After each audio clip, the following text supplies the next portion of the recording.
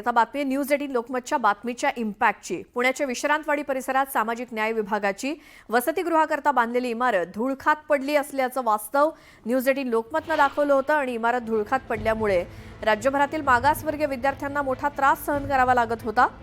मात्र 2024-25 या शैक्षणिक वर्ष सुरू असताना देखील वसतिगृहातील प्रवेश प्रक्रिया सुरू न झाल्यामुळे चिंता व्यक्त होत होती। मात्र न्यूज 18 लोकमतच्या बातमीनंतर सामाजिक न्याय विभाग खडबडून जागा झाला आणि या विभागानं प्रवेश प्रक्रिया सुरू करण्यासंदर्भातलं परिपत्रक काढलंय। तर या पाठपुराव्यानंतर सामाजिक न्याय मंत्री संजय शिरसाट यांनी देखील स्वतः पुणे शहरात येऊन या इमारतीची पाहणी करून इमारत प्रवेश प्रक्रियेसाठी तत्काळ खुली करण्याचे आदेश दिले।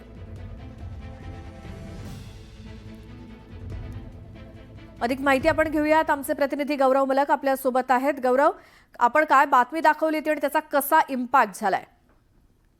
नक्कीच आपण सांगितल्याप्रमाणे सामाजिक न्याय विभागाची पुणे शहरात एक विश्रांतवाडी परिसरामध्ये वसतिगृहाची इमारत होती। मात्र गेल्या अनेक वर्षांपासून ही जी इमारत आहे ती धुळकात पडल्याचं चित्र जे आहे ते न्यूज 18 लोकमतनं दाखवलं होतं आणि पत्रकारितेचा एक मापदंड आहे की केवळ बातमी दाखवता कामा नये, त्याचा पाठपुरावा केला पाहिजे।